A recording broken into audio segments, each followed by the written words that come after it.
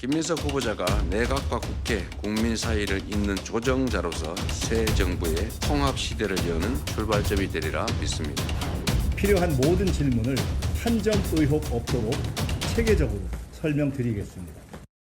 인사청문회와 관련해서는 이런저런 궁금증이 언론에서 제기되는 것들이 있어서 우선 제기되는 문제들에 대해서는 물가간담회 끝난 뒤에 제가 오늘 적당한 방식으로 말씀드리겠습니다. 본격적인 과거 검찰과 관련된 문제에서 검찰이 과거에 어떤 식으로 일을 했는가에 대해서 충분히 이번 청문회에서 드러날 수 있도록 제가 오히려 검찰과 관련된 과거 제 사건을 담당했던 검사도 됐고 모든 분들을 다 이번 청문회가 증인으로 불러드립니다. 아침에 간담회 끝나고 나서 한 말씀 하시겠다고 하시는 거죠? 제가 올린다고 했잖아요. 곧 올릴 거예요. 그리고 일요일에 올리는 대로 오늘 올리시겠다고? 아니, 오늘 올릴 거예요. 오늘도 올리고 일요일도 올리고. 지금 이 자리에서는 아무 말씀도 곧 올릴 텐데요. 제가 곧 국민들 전체께서 보실 수 있도록 알려드릴 거예요. 그 페이스북에다가 올리실 건가요? 언제쯤 올리실 것인지. 곧. 지금. 오늘 올리신 내용은 그러면은 아드님 관련한 거랑 그리고 정치자금 두 가지인가요? 보시면 됩니다. 오늘 올리시고 일요일에 올리시는 그 두 가지 글을 보시면은 국민께서 가지시는 의혹들이 다 말끔히 해소될 거라고 생각을 하시나요? 그렇게 보고 있습니다. 김민석 국무총리 후보자는 지난 2018년 차용증을 쓰고 11명에게 총 1억 4천만 원을 빌렸습니다. 김 후보자는 돈을 빌린 이유로 세금 변제 목적이라고 밝혔습니다. 이 중 9명은 2018년 4월 5일 하루에 1,000만 원씩 차용증을 썼습니다. 만기 시점은 모두 2023년이었습니다. 김 후보자가 차용증을 쓴 인물로는 2008년 불거진 불법 정치자금 수수 사건 당시 자금을 제공한 정치인이 포함되어 있습니다. 이 밖에도 김 후보자와 정당 생활을 함께한 정치인 A씨를 비롯해 중소기업 대표도 포함된 걸로 추정됩니다. A씨는 돈을 빌려준 이유에 대해 채널A와의 통화에서 이야기할 것이 없다며 말을 아꼈습니다. 도대체 어떻게 이해해야 할지 모르겠습니다. 앞으로 총리가 되면 본인의 정치적 채권자들을 위한 보훈에 여념이 없을 것 같아 대단히 걱정스럽습니다. 김용태 국민의힘 비상대책위원장은 김민석 국무총리 후보자를 정조준했습니다.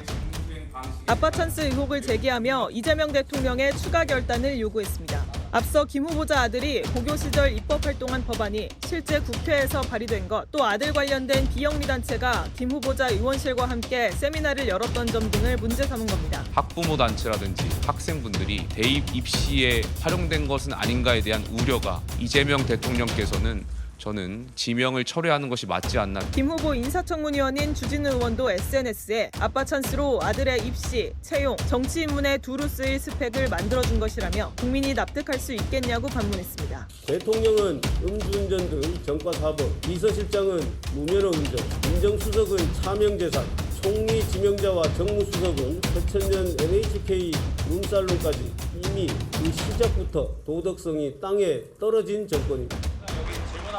오늘 출근길에서 각종 의혹에 말을 아낀 김민석 국무총리 후보자. 늦은 오후 SNS 글을 올려 조목조목 해명했습니다. 먼저 정치자금법 위반으로 송구하다는 말로 운을 띄운 뒤 야인의 시간이 길어져 아이들 엄마가 교육을 전담했다고 밝혔습니다.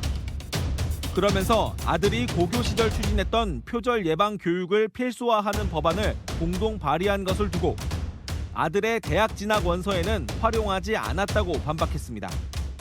자신의 권유에 따른 것이었다며 일각의 아빠 찬스 의혹을 부인한 겁니다. 정치자금 제공자와의 금전거래 의혹 등에 대해서는 사적 채무가 있었지만 공적 채무를 우선 변제하느라 상환 만기를 연장했다며 대출을 받아 전액 상환했다고 밝혔습니다. 다만 구체적인 상환 시기는 밝히지 않았습니다. 안 저질렀어요? 그분이 안 저질렀습니까? 지금 제가 어제 말씀드린 것이 7억 2천 받은 거잖아요. 야, 진짜 많이 받았네. 그러니까 지금 아무 말 하잖아요.